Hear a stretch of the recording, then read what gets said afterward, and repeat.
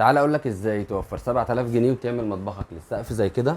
والله في البداية بحب أقول إن المهندس والله بجد أحسن حاجة في الشركة بتاعتنا هو الالتزام بالمواعيد، وإن هو اقترح عليا فكرة إن أنا أقدر أوفر بيها بمساحة التخزين اللي في الدور العلوي ده، أقدر أخزن فيها حاجات كتير قوي، وفر عليا فعلا مبلغ كتير.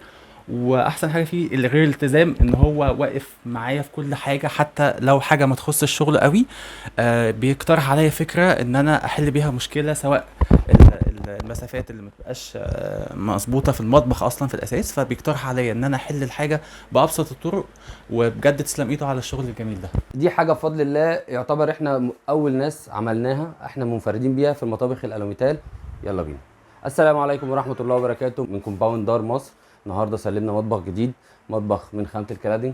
خليكم معايا هقول لكم كافه التفاصيل، الماتيريال، التوزيع، الاجهزه، ازاي غيرنا في ديكور المطبخ وعملناه امريكان مفتوح بطريقه مختلفه جدا عن كل مطابخ دار مصر القديمه. زي ما احنا شايفين المطبخ امريكان. في البدايه كان باب المطبخ من الجنب هنا في المنطقه دي، ده كان باب المطبخ. لو كانت عمل الباب هنا زي ما هو كان بيبوظ لنا حيطه من الايه، من الثلاث حوائط بتوع المطبخ بتوع الشغل. انما احنا كده يعتبر استغلينا الاربع حوائط بتوع المطبخ. المره دي احنا فتحنا من ناحيه الباب لحد اخر الثلاجه، وخدنا الثلاجه من البدايه هنا. يبقى عملنا الثلاجه والديب فريزر، خدنا الحيطه دي وكمان حطينا معاها الميكروويف. بقى عندنا المنطقه دي شايله ثلاث اجهزه. وجينا ناحيه الشباك ما عدلناش في السباكه، خلينا كل حاجه زي ما هي. الحوض في مكانه، يعتبر جاي تحت الشباك. وعملنا يمينه غسالة الأطباق بتاعتنا. وبكده يبقى احنا في الضلع ده جهازين بس من الأجهزة. يبقى أنا كده رصيت معايا 5 أجهزة لحد دلوقتي. وجينا في الجزئية دي عندنا البوتاجاز بيلت ان والفرن بيلت ان 60 سنتي، وده أنسب مقاس بوتاجاز للمكان، بحيث إن أنا يديني وسع الحركة ومساحات تخزين كبيرة. لأن لو جيت 90 هياكل معايا الضلع ده كله، هبوظ معايا الضلع بتاع الحيطه ده كله. كمان فوق الشفاط يبقى انا كده عندي في المطبخ اكتر من 7 اجهزه. يبقى وبالنسبه لمثلث الحركه، فمثلث الحركه متوفر جدا في المطبخ. هنا عندي البوتاجاز في الوش هنا، وعلى يمين الحوض، وفي ظهر التلاجة. فانا عندي الثلاث اضلاع بتوعي مظبوطين جدا. وزي ما احنا شايفين الحركه في المطبخ مرتاحه جدا بعد ما الحيطه اتفتحت واتعمل الجزء ده لبره شويه على سوى الحيطه من بره، بدل ما كانت بتتعمل من جوه. وطبعا فتحه الباب في النص دي بتبقى مؤذيه جدا للمطبخ. اي فتحه باب بتبقى في الجنب، جنب حيطه، فدي بتبقى مؤذيه للمطبخ. فتحه الباب يا اما تبقى في نص المطبخ زي كده، احنا كده دي تعتبر في نص المطبخ، يا اما تتعمل ما تتعملش في الجنب. يعني يا اما تكسر وتخلي الجنب ده يتعمل مطبخ لو مش هتعمل حيطه، وتسيب الباقي للدخول زي ما احنا عاملين. نيجي بقى لتوزيعه المطبخ نفسه. طبعا انا قلت لكم ازاي وفرنا 7000 جنيه او 8000 جنيه في المطبخ دوت وعملناه للسقف ده، لان احنا عاملين كل الجزء اللي فوق ده، كل الجزء اللي فوق الدرف، في الدور الثالث اللي فوق ده كله، ده كله معمول درف بس، مفيش حاجه وراه، مفيش يونتس وراه. فبالتالي ده وفر لي في المساحه. ودي بنعملها للناس اللي عندها حاجات للتخزين او حاجات متغلفه ومش محتاج يستخدمها كتير، بيحطها فوق ويسيبها خلاص فوق وحدات المطبخ نفسها. نيجي بقى لخامه المطبخ. خامه المطبخ معايا يعتبر من خامات المطابخ الالوميتال، اللي هو الكلادنج. الكلادنج بره وجوه. يعني عندي الدواخل، الارضيات، الارفف، الحاجات دي كلها برضو من الكلادنج 2 مللي ضد الكسر. وده طبعا درج من الادراج العميقه. فكل الارضيات والاجناب والحاجات اللي بتشيل جوه دي كلها حاجات ضد الكسر. الحاجه الثالثه احنا عاملين المقابض كلها مقابض بيلت ان، بحيث ان انا يبقى ما عنديش شكل المقابض البارزه بتاعت زمان اللي كانت بتضايق الناس في النظافه. وكمان مدياني الشكل المودرن بتاع المطابخ الحديثه حاليا. وزي ما احنا شايفين الشياكه طبعا بتاعت المطبخ. نيجي بقى لاهم جزئيه في المطبخ دوت اللي احنا عملناها بفضل الله ويعتبر منفردين بيها حاليا، اللون الخشبي اللي بيتعمل في المطابخ الخشب مع المطبخ الالوميتال. معظم المطابخ الالوميتال يا بتتعمل لونين ساده يا بتتعمل لون واحد، انما احنا بفضل الله قدرنا ان احنا نعمل ميكس ما بين اللون الخشبي، وده برده كله الوميتال، مع اللون الاوف وايت زي ما احنا شايفين الدرجات. وقدرنا ان احنا نعمل هنا نيش برده لافف معايا من ناحيتين.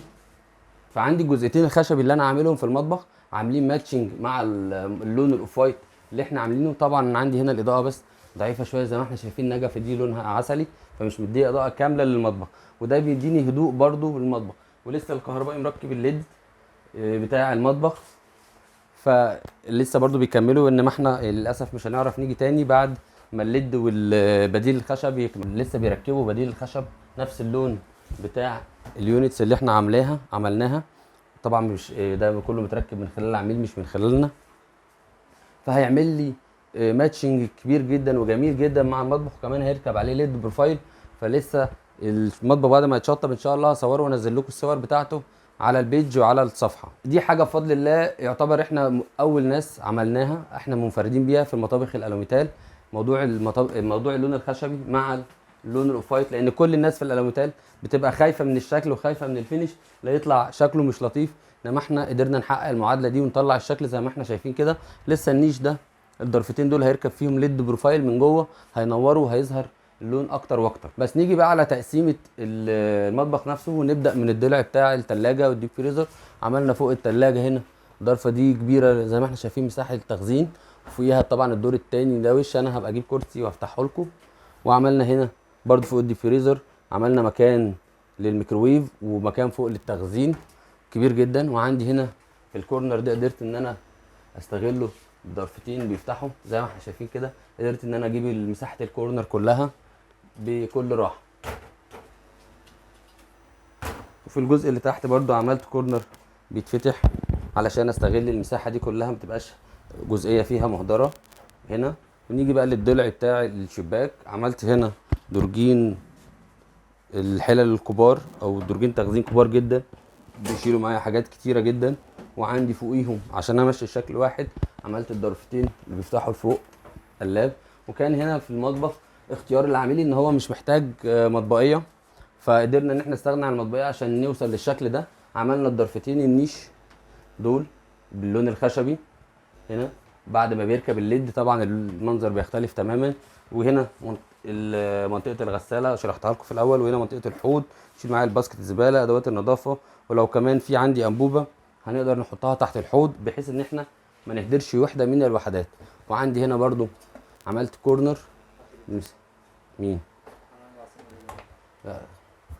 مش نيجي بقى للجزئيه بتاعه الحوض. عملنا تحت هنا ضرفه برفين كبار من اول هنا كده لحد الاخر، بيشيلوا معايا مساحه تخزين كبيره جدا مهوله.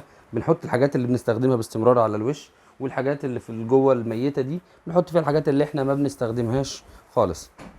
وفي المنطقه دي عشان العميل كان محتاج درج تحت البوتاجاز، فعندي الفرن البلت ان نزل تحت شويه بقى على الارض يعتبر. وعملنا الدرج من فوقيه درج صغير للمعالق بقى للحاجات التوابل الكلام الصغير ده. وهنا البوتاجاز. وبرده هنا الضرفه دي برده نفس الضرفه الاولانيه اللي هنا برده مساحه تخزين داخليه كبيره جدا. عملت بعدها 3 ادراج صغيرين، عملت درجين صغيرين للمعالق والحاجات البسيطه.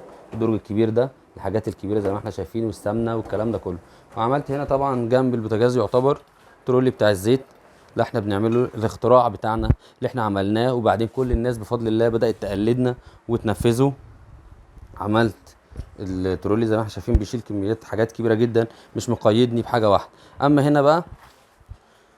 هنا في المنطقه دي فدي منطقه صواني. عملنا ضرفه صواني كبيره بتشيل معايا الصواني الكبيره والصواني الصغيره واي حاجه رفيعه اقدر ان انا احطها على سيفها كده في الجزئيه دي. دي بقى الجزئيه اللي فوق اللي انا قلت لكم عليها، مدارين فيها زي ما احنا شايفين عداد الغاز،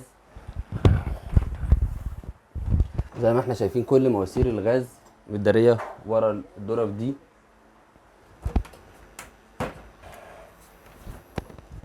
زي ما احنا شايفين كل المواسير عندي بتاعت الغاز متداريه. وطبعا لو انا عايز احط حاجه من فوق هقدر ان انا ارص فوق المطبخ كله، المطبخ يعتبر متقفل السقف. فبالطريقه دي قدرت ان انا اوفر للعميل بتاعي اكتر من 7-8000 جنيه في المطبخ. وفي نفس الوقت خدنا الشكل اللي حضراتكم شايفينه ده كله. معانا الدكتور احمد يقول لنا بس رايه معانا والتعامل والمطبخ ايه اخباره ايه. والله في البدايه بحب اقول ان المهندس والله بجد احسن حاجه في الشركه بتاعتنا هو الالتزام بالمواعيد، وان هو اقترح عليا فكره ان انا اقدر اوفر بيها بمساحه التخزين اللي في الدور العلوي ده، اقدر اخزن فيها حاجات كتير قوي، وفر عليا فعلا مبلغ كتير. واحسن حاجه فيه اللي غير الالتزام ان هو واقف معايا في كل حاجه، حتى لو حاجه ما تخص الشغل قوي بيقترح عليا فكره ان انا احل بيها مشكله، سواء المسافات اللي ما تبقاش مظبوطه في المطبخ اصلا في الاساس، فبيقترح عليا ان انا احل الحاجه بابسط الطرق. وبجد تسلم ايده على الشغل الجميل ده. متشكرين جدا يا دكتور احمد. السلام عليكم. بس كده، ده كان مطبخنا النهارده. لو عجبك المطبخ ما تنساش تعمل لايك وسبسكرايب للقناه عشان تتابع معانا كل الجديد في عالم المطابخ. كان معكم سلام عشري، اشوفكم المطبخ الجاي. سلام.